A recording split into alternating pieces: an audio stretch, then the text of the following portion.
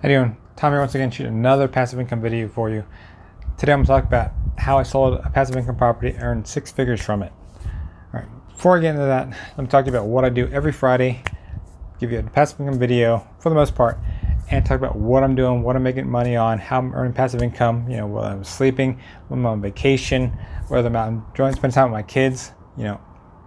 A lot of this is possible, but you've got to have the mindset, you've got to have the understanding of it. Everything I'm talking about, the things I'm doing. I'm not a financial advisor. So don't anything you hear from me. Do your own research, do your own homework. Verify it, or just ask me a question. If you're unsure, I'll give you the best explanation I can. But anything you may invest in, it's on your own. So anything can happen. But okay, background of the story. I was in the Army. I bought a property with my wife, our first property.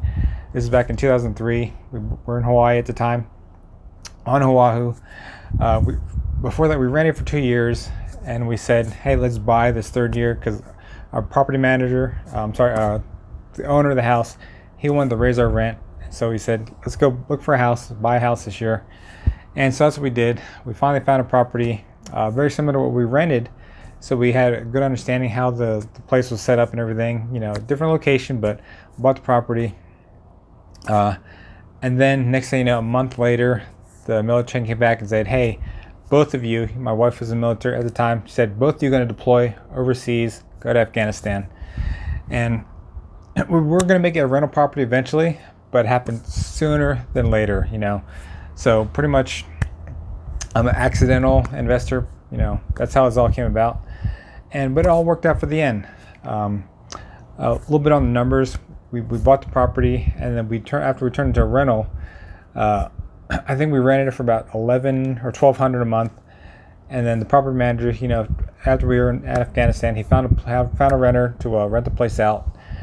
Everything's going great. We had the property over 10 years, kept renting out, no really big issues. But the condo, it was a condo. We lived on the second floor, and the tenant below, downstairs, they had a dog. So anytime a visitor would come out to check out the property, if it was for rent, the dog would start barking at him, wouldn't be quiet. And because of that, my property manager, he recommended to lower the price a little bit just to get the tenant in there. And that's what we had to do. For all these years, we kept having to lower the rent a little bit just to get the tenant in there. And it's because of that dog. And also over time, the association fee kept going up a little bit more and more. If you're not familiar with association fee is the company that manages or owns the property. That's how they take care of the beauty of the property. It could be the landscaping, it could be the painting of the place, it could be the stairs leading up to the different rooms. And so every so often, they go and raise the rent or raise the association fee. And because of that, that would suck a little bit of my cash flow because of that. And because of the dog down below, I mentioned the dog downstairs below. Because of that, we kept having to lower the rent just to get a tenant in there because of that. So those two factors made it a pain. And over time, some years we'd only break even because of that, and which is fine. I knew the property, it kept going up in value. Right after we bought it, the price of that property kept going up in value, which was a good thing for us. We own the property. I kept seeing the price going up. It almost doubled, but in some areas, but we didn't quite double when we sold it. But like I said, we made $100,000 off it when we did sell it, which is a really good thing. We did sell it. My wife said one day, hey, let's just sell the property. The economy just came out of a recession by that point, and we said, let's just sell it. So we ended up pocketing $100,000 after that. Some of that went into what you see behind me, this property we're sitting on right now. And so anytime you have an investment property, it could be a real estate property, it could be a stock, you've got to fall in love with the numbers and not so much the property, not so much the stock. You've got to make sure the numbers look good to you. If the numbers look good, keep it. If it doesn't look good, then it's time to sell it, time to cut sling, and get rid of it, because this is a business. It's not as business. It's not something you fall in love with. It's not the property you're going to live in. It's not the stock you love.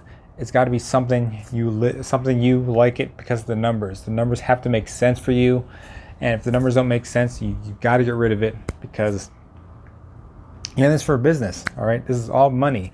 The money coming in your pocket. You don't want to go and hold on to property or a stock and it's not really going to help you make any money at all. You want to get rid of it. Just cut it really quick as soon as you can, and then but you got to make sure the numbers all make sense. Make sure if you need to talk to your tax accountant, your tax advisor, talk to them, make sure everything works out fine, because anytime you go into something like this, you got to have a good team set up, and that will really help you out in the future. So it was really quick, right to the point today. So if you have an investment, make sure you have a good exit plan, exit strategies for anything you have. You've got to be ready to sell that property or sell that investment when it's time to get rid of it, because something you can't hold on forever. You've got to be willing to sell it. So got to get rid of it part ways and say, hey, thanks for all you did, and just take whatever you got from it and use it to the best of your ability. But hey, make sure if you haven't already, like this video, subscribe, click the bell for notification, and I'll see you again next Friday. And tomorrow you may get another bonus. We'll have to see how things go. You may get another bonus video tomorrow. Take care. Have a great day.